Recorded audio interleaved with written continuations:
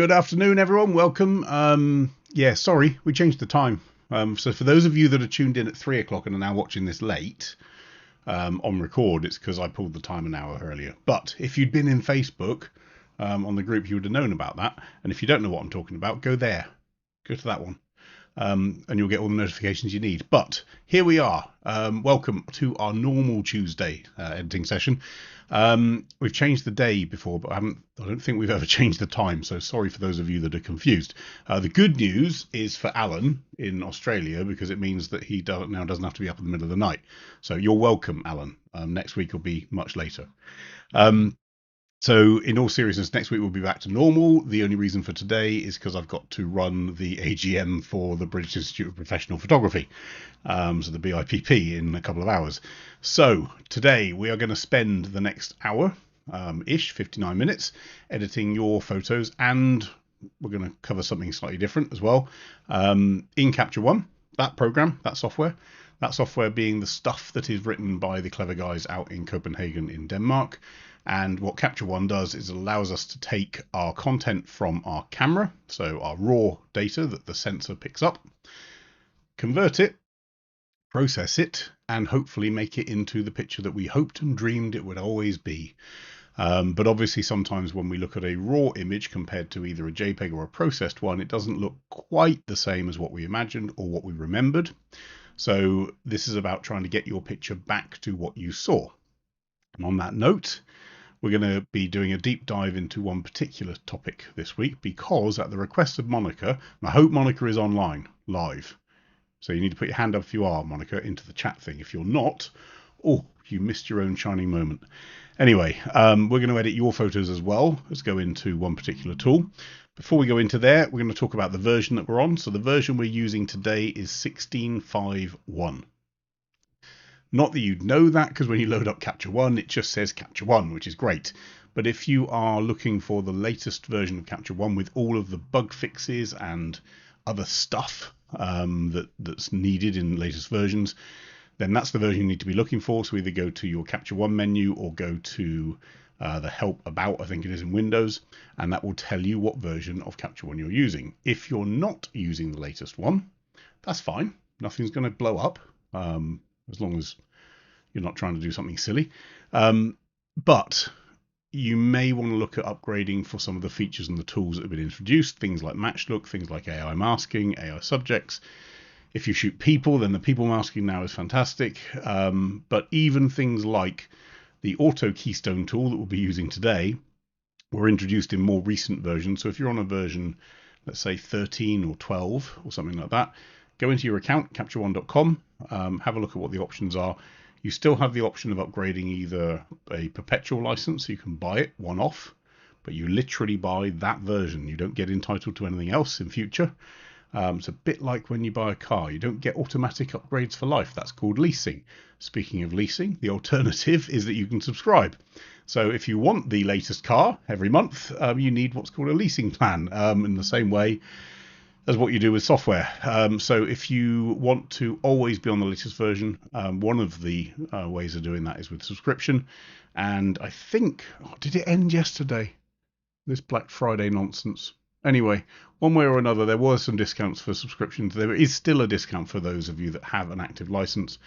But your choice, you can stay on where you are, or you can follow along with that exact version, which is currently and still the latest version of the software. So for those of you that haven't got a clue what we're talking about in this software, capture1.com, download a free trial. You can use it for 30 days for free. There's no restrictions. There's no limitations, no watermarks, no silly games. There you go. To get your files into here, so ready for next week, if you haven't got files in already, go to that webpage, so paulreeferlive.retransfer.com, and upload your raw file. Probably tell us what the issue is, if there is an issue, or if you just want us to have a look at it. Let us know your name. If you don't let me know your name, we're not going to include your file. It's very simple. And then hopefully we'll get it into either next week's or the week after, or so on. So in terms of what is in Capture One, let's go into the software. Hello, there is Capture One. Lovely. Now, the key in here, in fact, do you know what we're going to do? In a couple of weeks' time, We're going to do a session on organization and filtering and cataloging and stuff like that. I think I feel that we haven't done that for a while. For those of you that are live today, please do interact. Put comments in the chat. If you're watching this later, then there's no problem. If you've got any questions, just put it in the comments and we'll try and catch up with it. Or flip across to Facebook into that group and we can discuss stuff. But for those of you with a BDI on our folders, you will see there's a folder here called Keystone, not someone's name. The reason is that Monica, one of the people that's normally on here, asked for a bit of a deep dive into keystoning. Now, we're not going to spend an hour going into keystoning because it's not that exciting, but it's probably worthwhile just looking very quickly at the tool, because what has happened, and it's interesting, this happens quite a lot in Capture One, a new tool comes out and we forget all about the old ones. And this one, this auto one, was the death of what was actually a very, very technical tool.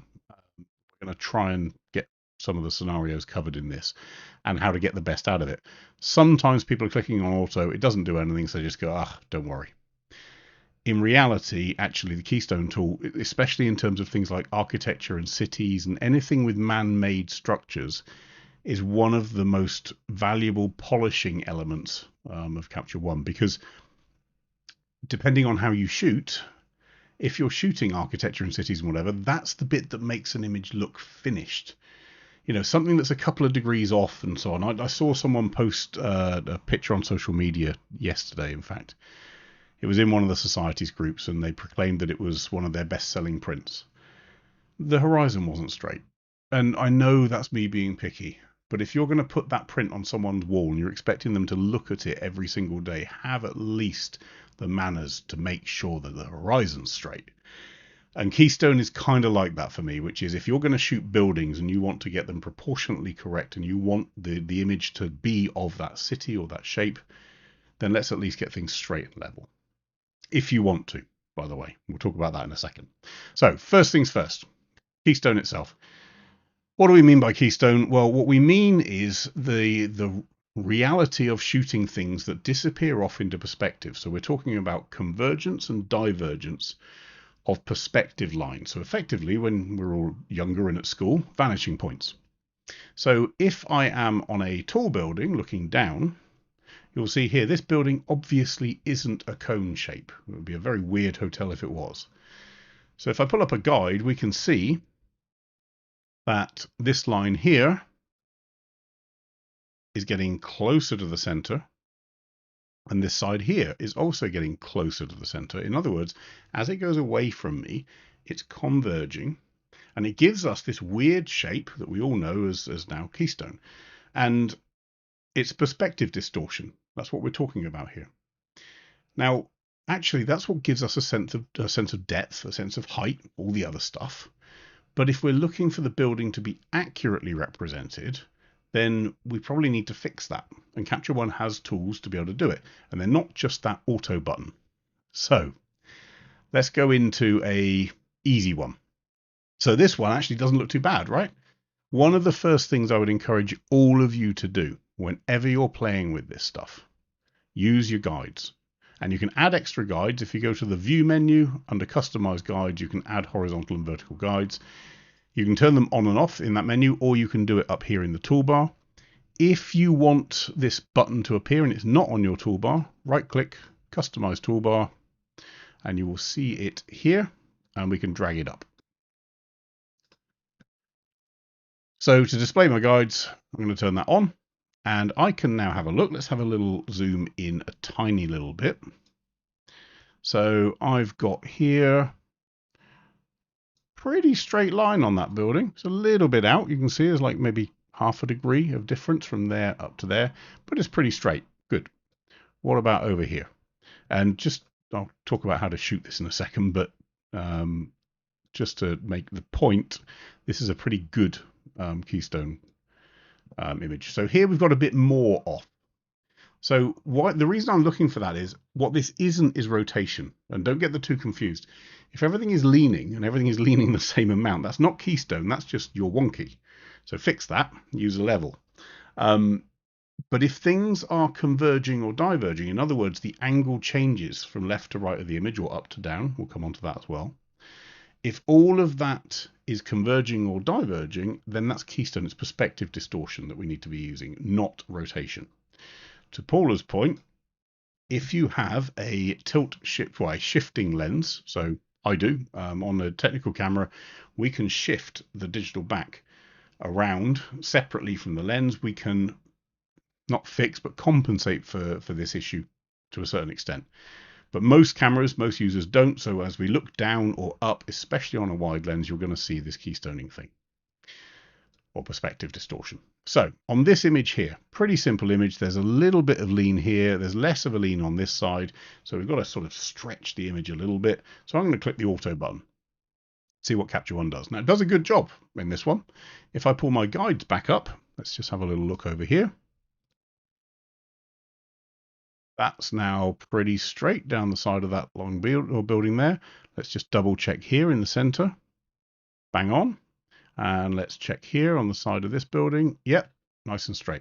So the auto tool in this case has done a pretty good job. Why? Well, because it was actually pretty simple. Now the auto tool is capable of more complex things, don't get me wrong. But yes, it's a good thing to start with, but always check it. Always use those guides. Double check everything. Trust no one. It's the phrase, isn't it? Just that one, sorry. So that's a simple one. No problem with that. When I mentioned I was going to come on to shooting it, when it comes to shooting and avoiding perspective distortion, the trick is to get your camera to as middle of the building or the object as possible. So for example, this shot here is taken from a rooftop. Now I love shooting from rooftops, but they give you by definition perspective distortion. Now if you want perspective distortion, it's great.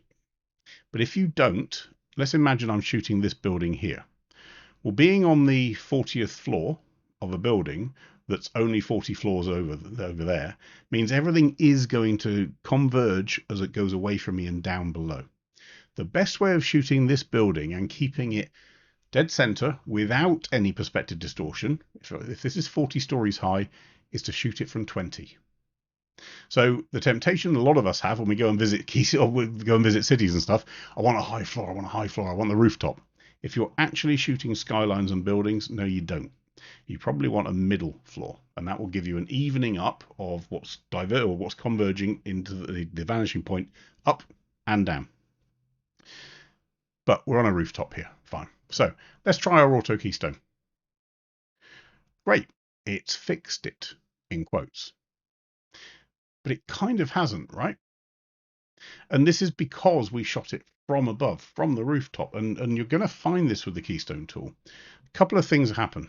So number one, I've lost all of the interesting stuff. So let's just clone the variant and undo my Keystone. So let's just reset all of the Keystone stuff. And we're also going to reset our rotation. And I'll talk about that in a second. And we're just going to reset our crop. So this was my original shot. Lovely little light streak here through the ferries that were coming through, all the boats. Here's my corrected shot. I'm missing it. Why?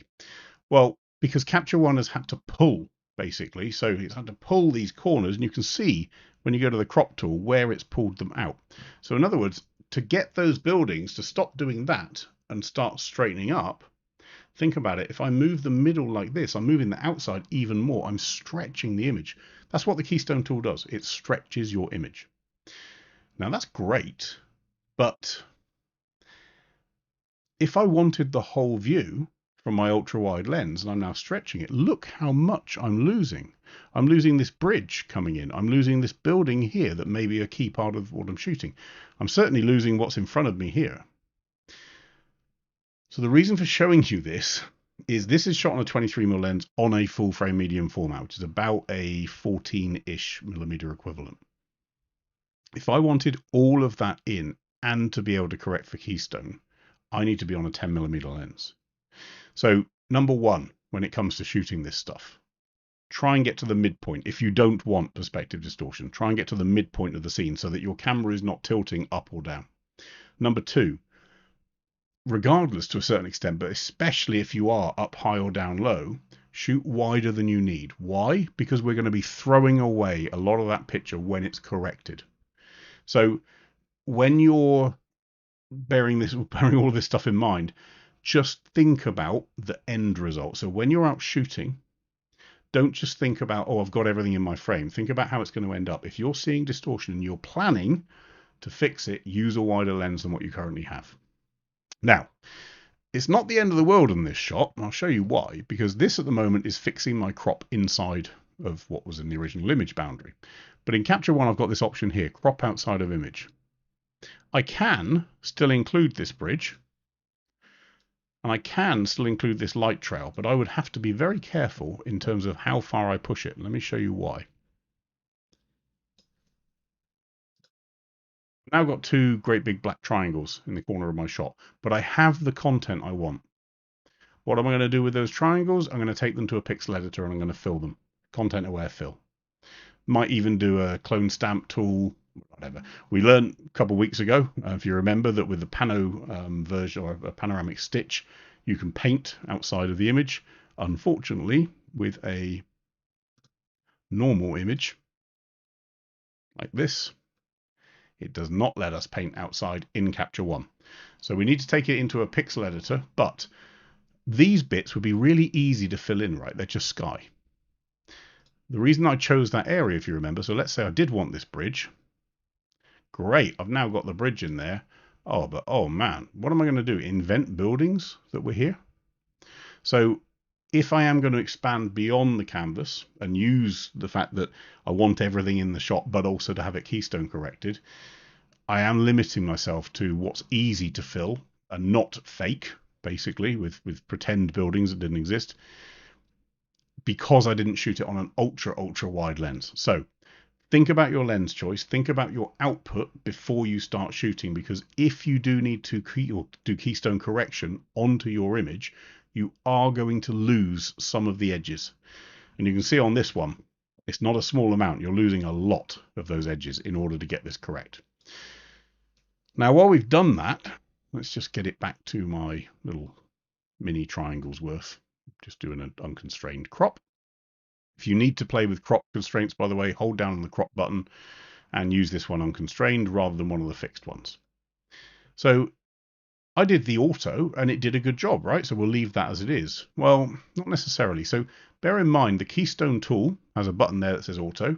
So you think all of those things sit inside the Keystone tool, all the corrections, and they do. Sliders here, vertical, horizontal, but it also affects rotation. So this auto keystone isn't just playing with the keystone sliders, it's also playing with the rotation sliders. So don't forget that when it comes to making tweaks to what Keystone has done. Now, one tool in here that a lot of people don't use is the aspect tool. So this in here has chosen what aspect I should have. It's probably not far off, but this building's maybe looking a little bit thin. I can change this. I can make my images taller, thinner, or I can make them shorter and fatter. So if I wanted to get this correct architecturally, that's probably closer to what's reality.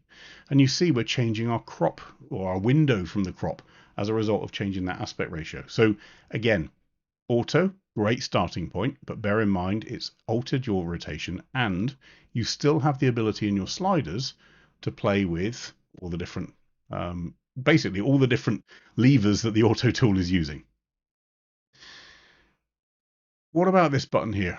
Apply camera keystone data. Well, if you're lucky enough to shoot with a phase 1 camera, for example, that has a, what do they call it, gyro inside, I can click that and it will get me to a lot nearer, not always you can see 100%, but a lot nearer to what was actually shot, simply using the vertical up and down measure that was in there. Now you can see in there we've still got some perspective in here. Again, ultra wide lens, you are going to get some distortion regardless.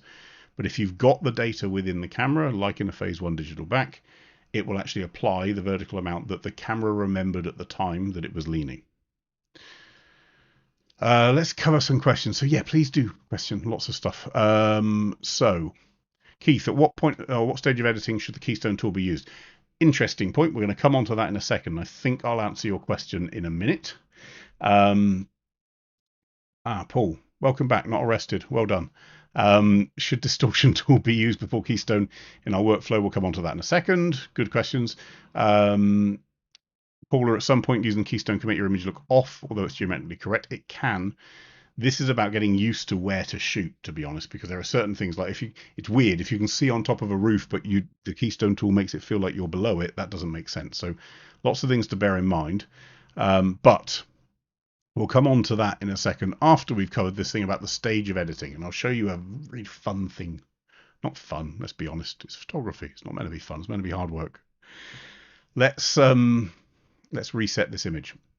So I'm going to use the Keystone tool in a different way here, using some horizontal stuff. Before we do, to your questions, actually, both Keith and Paula, absolutely use your lens corrections before you start playing with Keystone. Why? Because these lens corrections, especially distortion, can cause tiny degrees of change. Now, if you think about it, we're using the Keystone tool to get it absolutely rock solid. Then I use the distortion tool and it says, well, actually, this lens has a bit of a bend on the outsides and the edges, so we'll fix that. Now, all of a sudden, my line isn't straight anymore. So do your lens corrections first. Absolutely. Now, there is a quirk in Capture One that if you don't do your Keystone tool first, may really confuse things.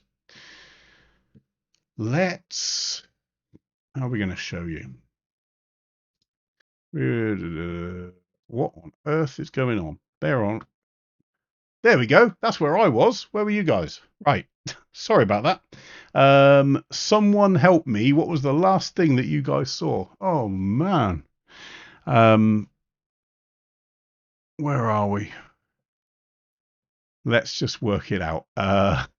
So you should now see Capture One. That's good. Oh, well, fair play, Francois. Yeah, SOS. I just didn't see that on the screen. Right.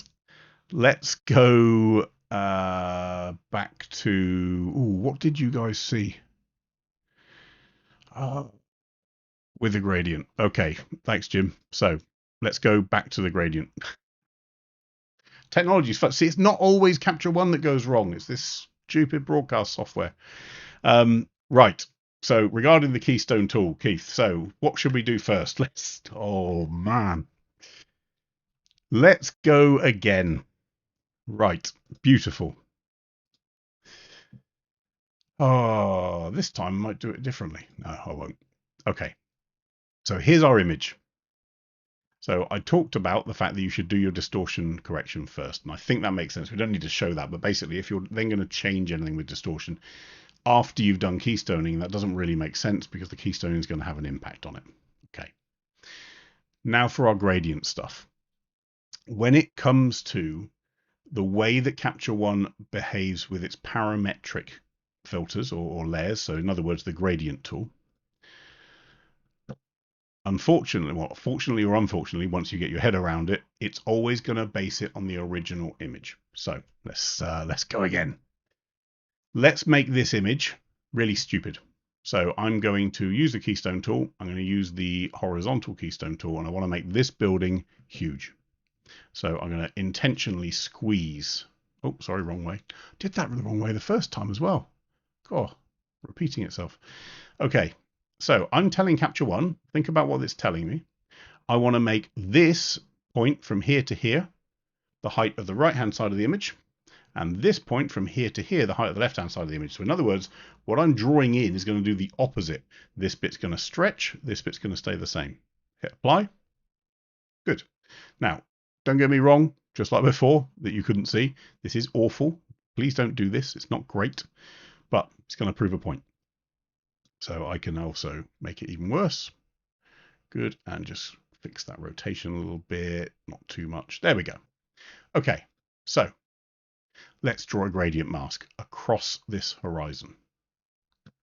Let's go onto here, new gradient, and draw it. Great. I'm going to hold down the shift key, which should keep it straight. Yeah. But look at what happens. At the top, my mask is going up. At the bottom, my mask is going down. Why is it doing that? Let's think about it.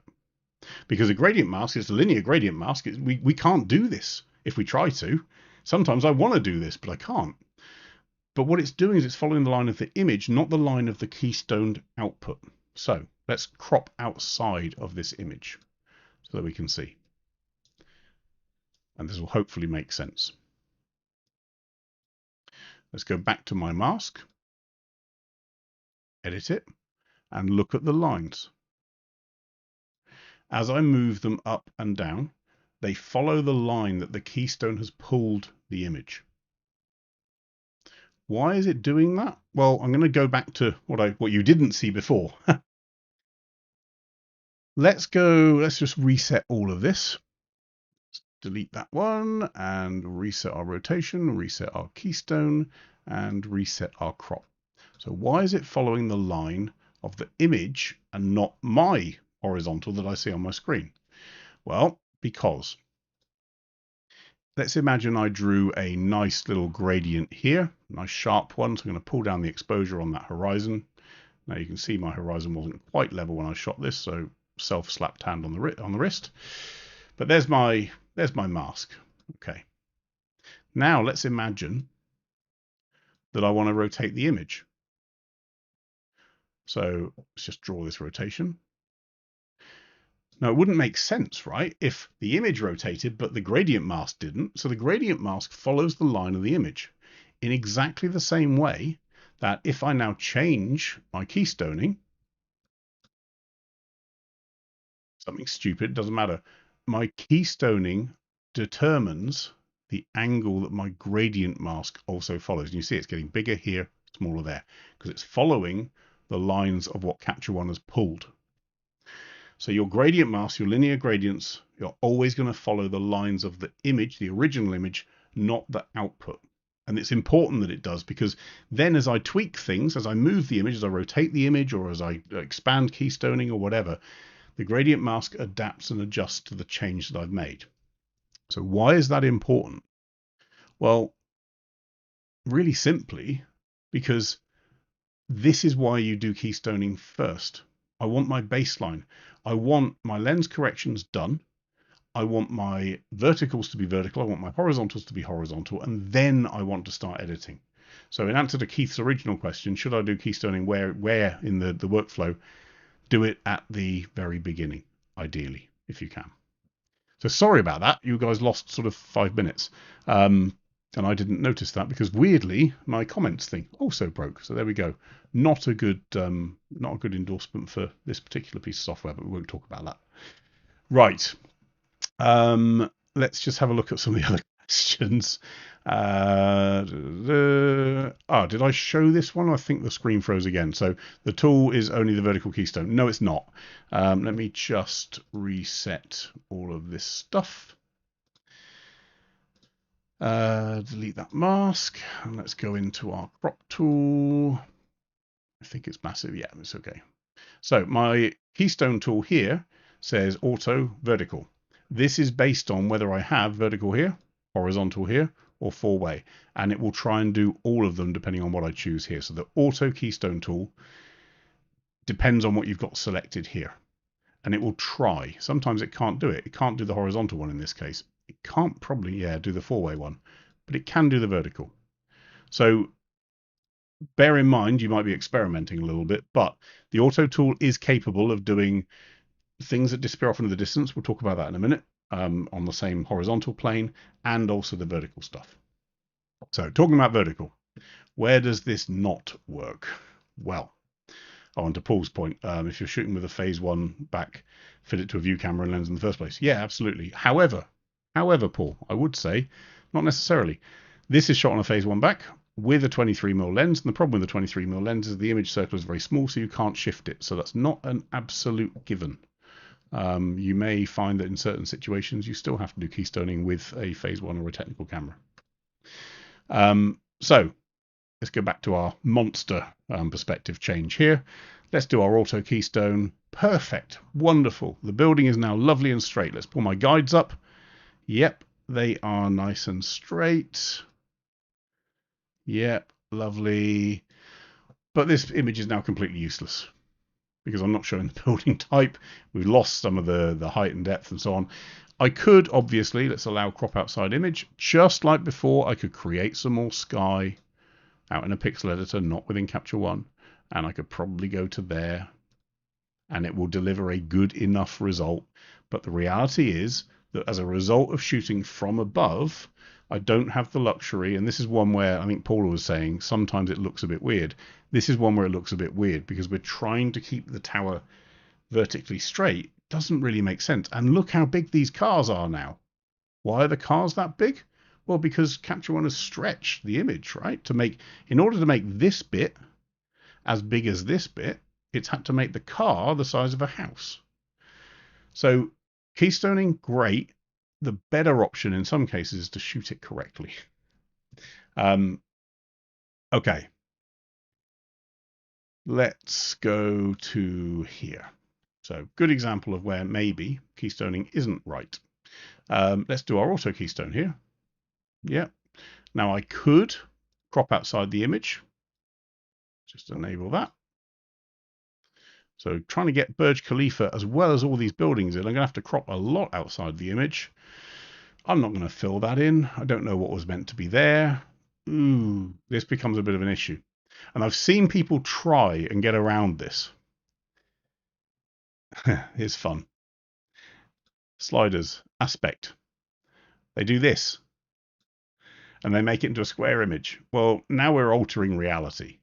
So be careful with trying to fit your image into what's not there. So, this is probably a better way of getting everything straight and in there. But the Burj Khalifa is now half the height that it should be. So just bear in mind, there are going to be some where, frankly, just leaving it as it was is going to give you that sense of looking down over a city or down over something, or up in some cases. Prasad, the binary mask only follows keystone correction, but rasterized mask doesn't. Correct. No, because it's still anchored to the same positions in the image. Sorry. So it will follow your correction. So if you draw a mask, let's just do something very quickly. Let me draw a mask here. So I'm going to draw, it's going to be wrong, don't judge me, a rectangular mask ish. So that's a hand-drawn mask. So rasterized mask, effectively, like Prasad was referring to. Now let's do our keystone. And what you'll find, let's do horizontal one. So I'm going to completely obliterate this image. Don't ever do this really. But you see my rasterized mask still moves with the image. It's still relative because it knows this coordinate based on where it is in the original image, not on the keystoned one. So no, the mask will always follow the original image, not the position after the keystoning. And in part, why? Because I might alter this keystone. I might change this horizontal amount. And I don't want the mask to be slipping and sliding all over the image, right? If I want this tower here to be masked, I don't want it so that when I'm starting to move the keystone around, the mask moves around. I need the mask to follow the pixels that are behind it, not how they end up. So that's the reasoning for it. But it's one of the reasons why I would suggest getting the keystone right first, because it's going to mess with your head otherwise. I mentioned horizontal. This is a single frame from a time lapse we did last week. Now this is Lujiazui in Shanghai. This is a peninsula, and there's a problem with shooting this peninsula. Sorry, Paula's question. No. It's a quick answer. Is there a situation where you might want the mask not to follow the keystone? No. Why? Because it wouldn't make sense. If I'm trying to edit objects in the image, I want the mask to follow the object or the area that I painted, not follow the keystone around, because it's just going to float. It's going to be messy. Ooh, very complicated. Right, this is a peninsula. Now, the peninsula is going away from us, out to that way, in your view. So put my guide on, and here's the problem, because I've got a tower here that's completely correct. So the Oriental Pearl Tower here is completely straight. Perfect. Lovely. And this is one of the ways where keystoning is more valuable sometimes than rotating, because this here, this peninsula, needs to come forward, right, in order for it to feel sort of balanced and level. Because at the moment, the horizontal on here, Well, this is nice. This is all along here, but then it goes away into the distance. And in reality, it does go away into the distance, but as a print, I might want to even this up. So how do I even this up? Well, easy, right? Let's rotate it. So let's do that. Let's follow from this line here across to this line here. Perfect. Only it's not, because while this is now nice and straight, this isn't. And this is a perfect example of when keystoning is really, really valuable compared to the rotation tool. Let's just reset that rotation, because we don't like that. We don't like this crop. So I want to keep my verticals where they are, but change the horizontal. If only there was a tool that did that. Well, there kind of is, right? Horizontal keystone. I'm going to leave the top bit exactly where it was. I don't want to stretch the top bit. I don't want the sky going away from here or anything like that. But this bottom part here, I'm going to pull this, and imagine I'm drawing an imaginary line from here to here and here to here, and trying to make sure that they sort of match. So think about what the Keystone tool is doing. I'm telling it where I want my anchor points to be, what I want it to do with the image. Mr. Keystone tool or Mrs. Keystone tool, I want you to make this the same height as this. In other words, stretch this left-hand side to match the right-hand side. Pull this bit forward. Hit apply. Now we might have a little bit of rotation still to fix. It's probably because I did it handheld and got it a little bit wrong.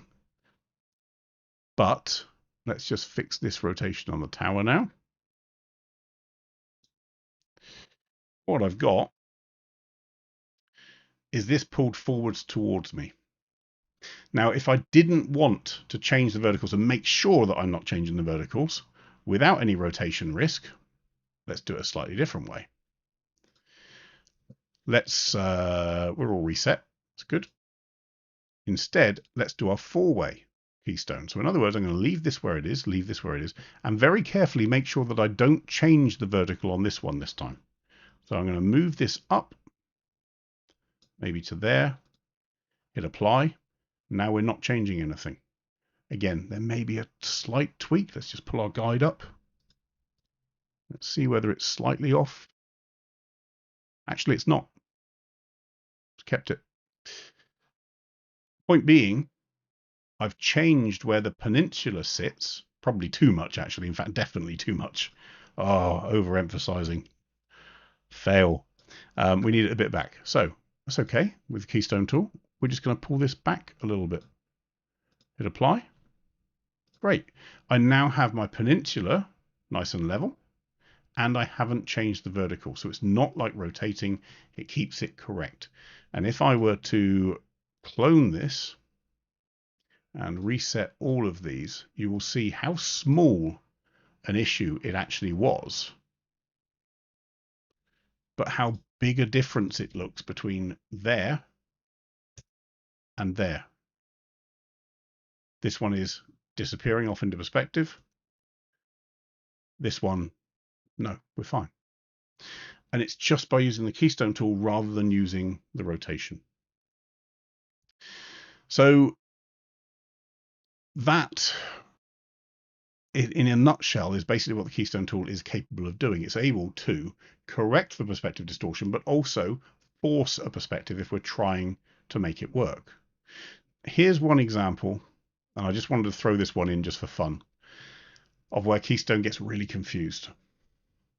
So let's do our auto keystone on this tool. No change. Okay. Well, that's annoying, because let's look at this tower. Remember the tower? The tower is definitely upright.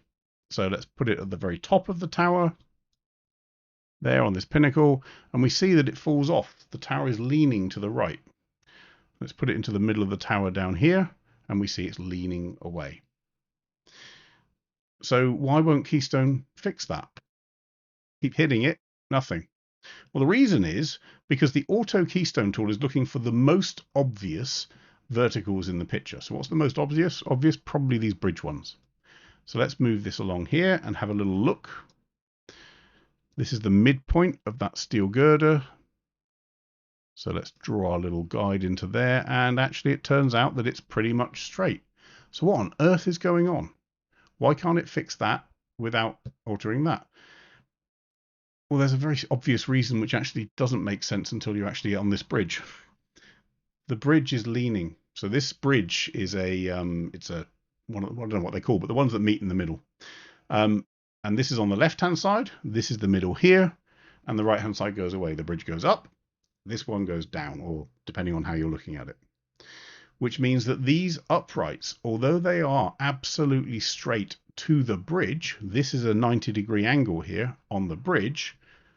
The bridge is actually like this, which means this upright isn't upright. The skyline in the background is, the bridge is not. So let's fix it. It's nothing to do with Keystone in this case. It's actually rotation. Let's just fix that like that. Now this is now correct, but it looks odd, right? Let's go to a 4-way and try and pull this out a little bit. Hit apply. Let's try and fix that rotation a little bit more. Go to there. It's just not going to work. And the reason it's not going to work is that our eyes are looking for those verticals, and these verticals don't match. There is no way that I can get this vertical and this vertical to be the same. So the reason I'm throwing this in as a bit of a fun one, there are going to be scenarios where the keystoning isn't the right tool, or it's not possible. It's just the wrong application for it. This is one. So where you've got layers of different structures, if they are all completely vertical, keystoning works perfectly. If they're on different angles, it can't fix it, and nor can you. You can't do it manually. We couldn't do it even if we tried. So just bear in mind, keystoning isn't a panacea to everything that's wonky. There you go. There's the quote. Keystoning is not a panacea to everything that's wonky, but it can absolutely help you get a better view that feels correct versus always looking down or up and seeing lines converge and diverge based on perspective. So nothing wrong with having perspective. In fact, I love having perspective. Don't like this stuff. Let's just reset that. I love looking down on stuff. Sometimes perspective is needed because we don't have the option. Actually correcting it looks very wrong. Sometimes we should just shoot from the middle of the building rather than up and above and down below. All of those different things are things that you need to make a decision as a photographer in how you want to treat your images at the time of capture. Yes, think about using Keystone. Yes, assume that if you are going to use Keystone, you are throwing away some of the edges of the images, so shoot wider than you really need. But a lot of this comes down to how you shoot and what you want. And if what you want is a perspective distorted image, then great. If you want something architecturally correct, then go for the Keystone tool. But that Keystone tool is really powerful. It's more powerful than the rotation tool. You can skew, you can squeeze, you can pull, all this stuff. And certainly this sort of image here, without that Keystone tool, this feels wrong. And there's no way I can fix that. It's nothing to do in this level with having a technical camera or not. The fact remains that this perspective means that this is going away. It's getting smaller as my eye looks at it, as well as the camera. And to straighten it up isn't a rotation. It's a using the Keystone. Okay, so let's go have a look at some images very quickly. Not very quickly, we'll try and get as many as we can done. So let's have a look at Georg's shot here. So Georg, you flagged the fact that you want to separate the tower from the sky. You've done it very well, actually. So I just want to flag to people in terms of what was actually done. Here was the before. One World Trade Center's kind of disappearing into the clouds. Here is the after, before, after. It's a good edit. It's a good setup. How has it been done? Funnily enough, not by masking the tower, but instead by masking the sky. And actually, Georg, I know quite often we'll talk about things that you could have done better. This is the right call. There is something you could have done better. We'll cover that in a second, but this is the right call. By darkening that sky, by giving it more contrast, by giving it more clarity and vividness, effectively, we haven't had to change this tower. The tower stays natural. It's just we've darkened the area around it and you've made it into the subject. Whereas here, yeah, I agree, it was a little lost. Now, what did you do wrong? It's not what you did do wrong, it's what you didn't do. Look at this. And look at this. And look at this. So we've got some sloppiness going on in here. I would absolutely want to see you clean up this mask here. And I can tell you how it's happened, because this is either Magic Brush or it's AI, and it's seen that that was the same originally. Let's just go to there. There's not enough differential between them, so it hasn't included it. So let's click there and there. That took 2 seconds to fix. Along here, well, it's going to have a bit more of a tough time with it. So let's use our Magic Brush. And so, ooh, there we go. See, this is the problem. It's the problem with masking. We might need to do something a little different. In fact, what we are going to do a little different is very simple. I'm going to add with a normal brush. Oh, Georg, you're not going to like this, because I'm showing you sloppy masking, but I'm actually not. Normal brush over the areas that I want to include, so that it doesn't look like the mask stops. Here I want to be a bit more accurate, so I'm going to make my brush nice and small down to here, and I'm going to use the shift key. So click once, hold the shift key down, click a second time. That gives me a straight line, and we're then going to fill in, and I'll come back to your Keystone questions in a second. There. Right, so the problem now is I've obviously got some leaves involved in my deep sky, but I can, oops, sorry, wrong tool. I can use our Luma range. And in my Luma range, I can say everything bright, please, but not the dark stuff. Right the way to there. And I can put a bit of a radius on the edge of it to soften it so it's not quite so obvious. Hit apply, and now I don't have holes in my mask. Oh boy, we've frozen again. Sorry, boys and girls. We're going to fix that. Okay. We need like an emergency red button. What's going on this week? We need an emergency red button. We're back in the room. Where did we miss from? We missed from the Luma range. So let me go back to my Luma range. Oh, sorry, guys. I basically drew a very, very, very rough mask all over here. So we used a brush, and this is weird. So Prasad doesn't have an issue, but others do. Yeah, weird. Sorry. We'll try and work out what's going on. So we have a really weird issue going on somehow. So with the trees, let's just fill in all of this. Literally paint all over here. And over here, we're going to go from there. Oh, sorry, I'm on Magic Brush. Threw me a little bit. So normal brush from here. Click once, hold down the shift button, and we just fill this in. So it's already been filled. But what we then do is we use our Luma range. Go to our Luma range and we say, right, I want everything bright, but I don't want the dark stuff. Fall it off softly so it doesn't notice, and put a bit of a soft radius on.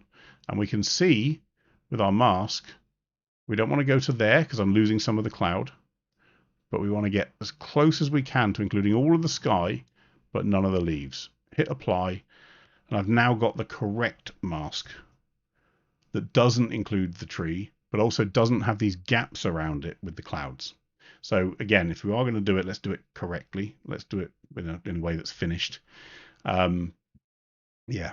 And yes, actually, Paula, to your point, it's a Grover gremlin in my system. I blame David. Right. Couple of questions then. Keith, if you shoot a pano and then keystone, are there special considerations? Not really. The only thing to bear in mind is if your pano has got a bit of a distortion because of the bubble effect or the fisheye effect, the keystoning, remember, is looking for straight. So it's going to obliterate that fisheye, and you might find that you've got some weird distortion. You want to correct that distortion first if you can. Monica, why would you want to skew? Well, it depends. So, for example, if I were to go into this shot here, if I wanted this to be upright and this to come down a little bit or shimmy across to the right, as it were, then I can use my skew slider here. And actually, it has done already, but I can basically stretch like that. I mean, this will actually help get it almost in line with that girder. But effectively, you're skewing, you're sort of scissoring the shot, either going like that or like that. That's the best way of describing it. So sometimes if you, and actually this is probably one where we might do. So if I were to skew this, don't get me wrong, this will go wrong because we're not doing it correctly. But if I were to skew this, you can see, look, it's kind of pulling down one side, pushing up the other. We'd then have to fix that rotation again that it's introduced on the tower. But you can see how that skew has actually brought the peninsula around. So there is a need for the skew, but yeah, it's not always perfect. And then what was the other one? Prasad, integrating a loop feature into the Keystone will help a lot to position the anchor. Yes, it would. So what Prasad's talking about is when you go to Keystone, these areas here, when I want to choose them, I want to be really close. At the moment, the way of doing it is to zoom in, basically. So if I was trying to Keystone against this building, well, I'd want to be really accurate and go into that corner there, but I want to see even closer. So the guys at Capture One are aware of it. That's all I can say. But yeah, being able to see on the Keystone anchor point is very valuable, and they know. Don't worry. So yeah, this one, honestly, yes, we can play around with the other parts of it, and actually the edits are pretty good. But the decision in terms of how to separate this, rather than doing it purely through bringing up the subject by pushing back the background and down the background, I would say was the right call. But get your masking right. And actually, we can pull down the exposure a little bit if we want to as well, and really make that stand out. On the subject of masking, Georg, this one you were worried about it being a bit too cartoony. If I compare it to the original, it is a bit. The shadows have been lifted a bit too much. The highlights have been brought down a bit. The issue is more actually, though, up on this roof, and the reason is because the masking. So if I look at my mask for sky, it includes some of the roof, and it shouldn't really. So if I just clone this variant.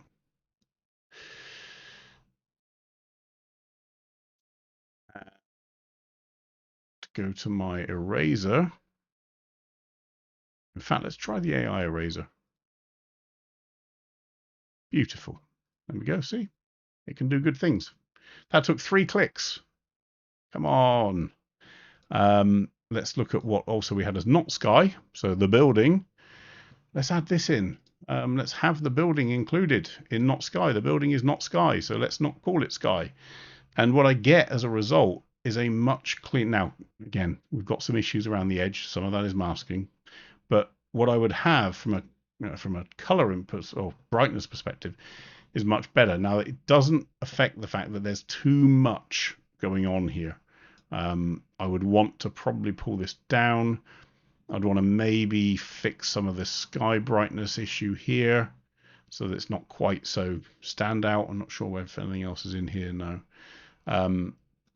The not sky elements. Do we have anything on here? We've got a load of clarity and dehaze. Just I'd say take all of those sliders, and I would be tempted to back it away. Just back it away a little bit. So let's go up to here and just tidy this up. So look what we've got here. If I go to the original, quite often, don't forget you can go to the original. This is a complex shape. So if I look around here, there isn't this overlap here. The roof does end here, but because of noise, Capture One's picking it up. So if I go to my eraser tool, all I've got to do is just tidy it up, basically. This is my not sky. That's tidied up a little bit. If I go to my sky, you notice it's not in there. So we need to add some of the mask. The point being, for everything that people try and find shortcuts for, the reality is if you find a shortcut and you use it and it doesn't work, it will deliver a worse image than you had if you hadn't done anything at all. So please don't use shortcuts if you're not sure they're going to actually improve the image. And this is one case here. Don't try and shortcut a really, really, really complex mask by just hoping that on one click it's going to work. It's not. You've got to do some work here. And all I'm doing here is just tidying up that same mask and just drawing around those lines just to make it a bit neater. And all of a sudden we've got, a corrected roof rather than this weird stuff here. From using just one-click options. So one-click options are great when they work, but if they don't, it gets messy. And in this case here, yes, it's a bit too HDR'd, so I'd back it away a little bit. The light doesn't quite make sense. But more importantly, if you are going to mask something, if Capture One can do it in one click, wonderful, but check that it has. Go in, zoom in, magnify, make sure it's done a good job. And if it hasn't, you're going to have to do some work, and that's part of this. So, where are we, Keith? This is where having the ability to group layers into one and then use the opacity slider would be a great feature. Yes, it would. And yes, Paul, to your point, devil's in the detail. It's very rare that you look at something from afar and go, oh, that's awful. It's only really when you get up close, and it's up close is where the details are, and that's where people start to notice. So both of these images, the techniques, Georg, yep, no problem. The masking and maybe pushing some of these sliders is a bit too much and a bit short on detail. That's going to be the killer. So that's us for this week. We did cover a lot of scenarios in Keystone, so sorry about that. Sorry about the thing freezing. I'm not sure what went on. I will blame that individual there. So when David's back online, he's out filming somewhere at the moment. I'll have a chat about what he did to my computer, but we'll work that out one way or another. Hopefully, if you watch it back, you can just skip through those bits, but we'll try and work out how to get rid of them maybe. Right, so for everything else, we will pick up some more pictures. So we're not going to do any more Keystone stuff next time, don't worry. But for those of you that wanted to have a play with Keystone, hopefully that all made sense.